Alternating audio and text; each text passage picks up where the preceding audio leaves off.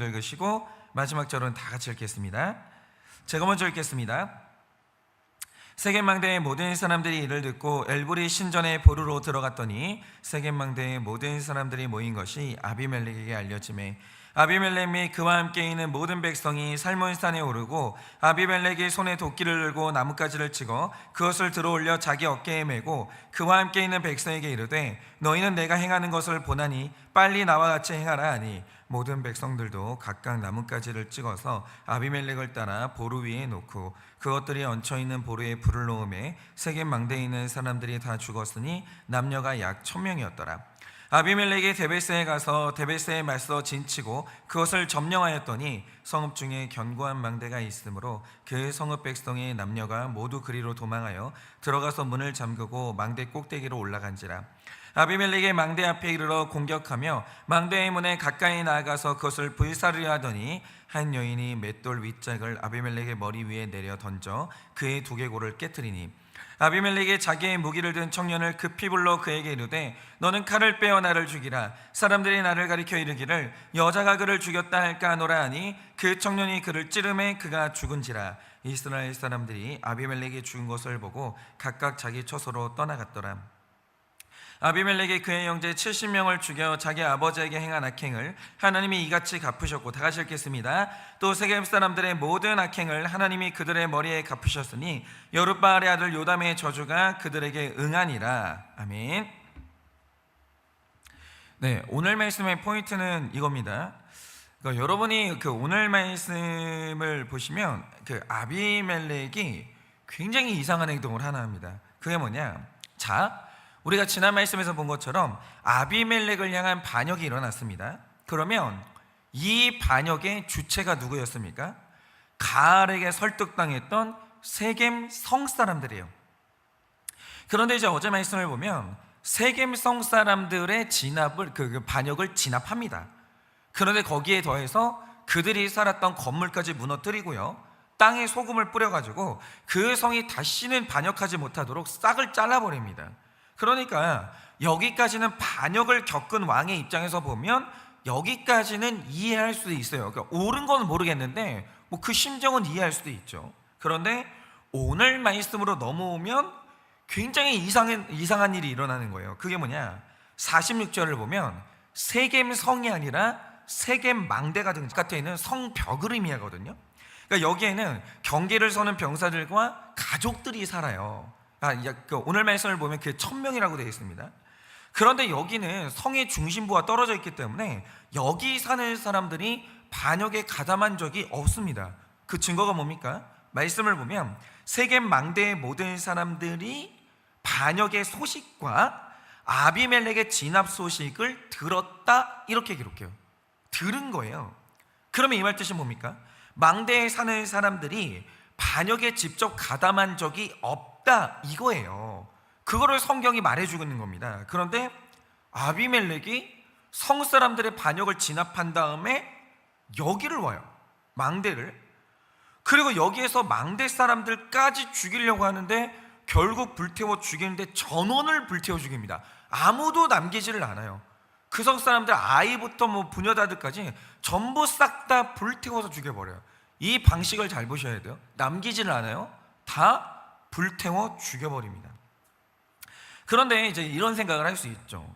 성의 망대라고 하면 그래도 세겜성에 포함된 장소니까 아비멜렉이 이들까지도 반역에 포함됐다고 생각했던 걸까? 이렇게 생각할 수도 있죠. 그런데 이후에 보면 또 이상한 기록이 나와요. 50절을 보시면 데베스가 등장하는데 여기는 세겜성에서 약 16km가 떨어진 지역이에요. 그러니까 되게 먼 거리는 아니지만 이번 반역과는 확실히 분리된 지역이라는 거죠. 그런데 아비멜렉이 다음에는 여기를 와요. 그 여기까지 와서는 이들까지 불태워 죽이려고 했다라는 거죠. 그러니까 여기에 무슨 정복 전쟁을 하려고 온 거예요. 온 게 아니에요. 여러분이 이 기록의 맥락을 잡으세요. 반역을 진압하려고 하다가 여기까지 온 거예요. 그러니까 우리가 이 살인의 현장에서 눈여겨봐야 될 게 뭐냐면 아비멜렉이 지금 한 사람도 남김없이 불태워서 죽이려고 하고 있는데 이게 지금 어디까지 왔냐면 데베스까지 온 거예요. 근데 여기는 반역하고 아무 상관이 없거든요. 그러니까 여기까지 왔을 때 우리가 하나 간파해야 되는 게 있다는 거죠. 그게 뭐냐, 처음에 아비멜렉은 반역을 진압하는 게 목적이었어요. 그런데 진압을 하다 보니까 어느 지점에선가 목적이 바뀐 것을 아셔야 돼요. 그러면 이 목적이 뭐냐, 제가 자세한 이야기는 이제 저녁에 드리겠지만 요점은 이런 겁니다. 자, 아비멜렉이 오늘 자기가 반역을 겪었어요. 반역을 겪어보니까 왕의 입장에서 보면 이 반역이 엄청나게 큰 죄인 거예요. 왕이 국정의 중심인데 반역을 한 거예요. 이거는 나라를 무너뜨리겠다라는 거예요. 어마어마한 죄인 걸 알게 됐어요. 그리고 이 주동자는 반드시 죽여야 되는 거구나 라고 하면서 열심히 죽였어요. 그런데 이 과정에서 갑자기 현타가 온 거예요. 갑자기 굉장히 중요한 사실 하나가 깨달아지는 거죠. 그게 뭐냐, 반역자는 굉장히 큰 죄를 지었으므로 죽어야 돼요. 그러면 이 반역자 중에 누가 포함됩니까? 아비멜렉 본인이 포함되는 거예요. 왜냐, 바로 그가 3년 전에 반역을 일으켜서 형제 70명을 죽이고 왕이 됐거든요. 그러니까 어느 순간 현타가 온 거예요. 뭐냐면 반역자를 죽이다가 자기를 본 거예요. 그러니까 어느 순간 찾아오는 두려움이 뭐냐, 내가 지금 반역자는 죽여야 된다고 외치고 있는데 백성들한테 어느 순간 반역자 중에 하나가 자신이라는 자기 죄가 자각이 되죠. 중요한 게 뭐냐면 이거를 백성들이 깨달을까 봐 걱정되는 거예요. 내가 깨달은 걸 옆에 있는 이들까지 깨달을까 봐 걱정이 되는 거죠. 그런데 여기에서 제 표현을 잘 들으셔야 돼요. 그는 자기의 죄를 자각한 거지 자기의 죄를 회개한 게 아니라는 거예요. 그런데 바로 이 지점 있죠. 내가 내 죄를 직면하고 이 자각하는 그 순간, 이게 바로 구원의 분수령이라는 거예요. 여러분, 신자나 불신자나 현타를 느끼는 순간이 와요. 내가 나를 보는 거예요. 객관적으로. 그거는 하나님이 모든 사람에게 주신 일반 은총이에요. 사람은 누구나 다 내가 나를 보는 능력을 가져요. 그걸 양심이라고 하죠. 양심이 뭐냐면 내가 나를 제3자 입장에서 객관적으로 보는 능력이 뭐냐, 이게 양심이에요. 양심은 신자에게만 있는 게 아니에요. 이건 불신자에게도 동일하게 주신 하나님의 은혜예요. 그런데 이 양심이 발동하는 순간이 있죠. 내가 나를 보는 순간, 그게 바로 구원의 분수령이에요. 그러니까 신자나 불신자나 자기 죄를 각성할 때가 있어요. 내가 나를 보는 거예요. 그런데 여기에서 사람은 반드시 두 가지 선택을 합니다. 그게 뭐냐, 자기 죄를 인정하고 회개로 나아갈 거냐, 그게 아니고 내가 인식한 내 죄를 없었다는 듯이 삭제할 거냐, 이 두 가지 갈림길에 서게 돼요. 예를 들어서 가룟 유다가 예수님을 팔았어요. 어느 순간 그러고 있는 자기 자신을 봐요. 양심이 나를 제3자의 눈으로 보는 거예요. 현타가 오는 거죠. 어느 순간 내가 굉장히 심각한 죄를 지었다는 사실을 알게 돼요. 그러면 베드로처럼 내가 지은 죄를 인정하고 유턴할 거냐, 회개로 갈 거냐, 그게 아니면 내 죄를 삭제할 거냐, 이 두 가지를 선택할 수 있어요. 이거 다릅니다. 인정하는 거나 내가 본 내 죄, 내가 느낀 내 죄를 삭제할 거냐, 이거 완전히 다른 길이에요. 그런데 유다는 회개가 아닌 삭제의 길로 가요. 그래서 처음에 시도한 게 뭐냐면, 처음에는 자신에게 돈을 줬던 제사장에게 찾아가서 없던 일로 합시다 요래요. 회개를 안 한다니까요. 없던 일로 합시다 그러면서 삭제를 시도해요. 삭제를. 가룟 유다가 이랬던 거예요. 그러니까 본디오 빌라도가 이랬던 거예요. 본디오 빌라도가 어느 날 현타가 와요. 자각을 해요. 그게 뭐냐, 내가 죄 없는 이 사람을 죄 있다고 사형을 시키고 있다 이래요. 그럼 뭐 해야 돼요? 회개하고 바로 잡아야 될 거 아니에요. 그렇게 안 해요. 그날 본디오 빌라도가 하는 게 뭐냐, 손을 쓱 씻어요. 그리고 하는 말이 뭐냐, 이 사람의 죽음과 나는 아무 상관이 없다 그러면서 이걸 씻어요. 이게 뭐냐면 아무것도 바로잡지 않고 삭제해버려요. 그런데 가룟 유다가 오늘 이걸 시도를 하는데 그가 그날 그걸 거절당합니다. 그럼 네가 알아서 해. 나랑 무슨 상관이냐고. 나랑 상관이 없다는 거예요. 그러자 그가 선택한 게 뭐냐? 그러면 마지막 방법이 하나 있어요. 그게 뭐냐? 내가 무제한 예수를 팔았던 걸 가장 잘하는 존재 그만 없어지면 되는 거예요. 그게 누구냐? 나예요, 나. 그날 가룟 유다가 자살합니다. 그런데 이 선택이 바로 자기 자신에 대한 심판이라는 걸 몰라요. 삭제하려고 하는 자, 삭제가 안 되는 거예요. 결국에는 그가 심판을 당하게 되는 거죠. 그런데 오늘 아비멜렉이 이 길을 선택을 하는 거예요.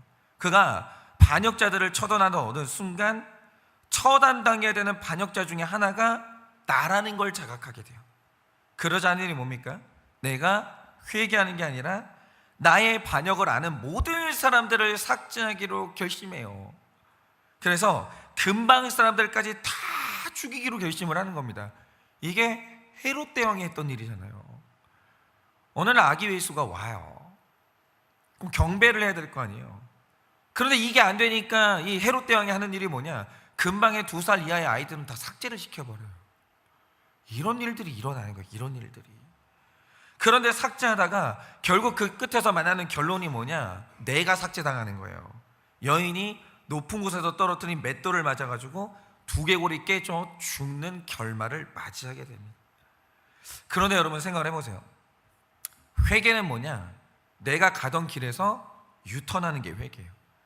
만약에 그가 데베스로 가던 중간 내 죄를 알고 있는 사람을 삭제하려고 데베스로 가다가 이건 아니지, 내가 회개해야지 라고 하면서 유턴했으면 그는 두개골이 깨져 죽는 일은 없었어요.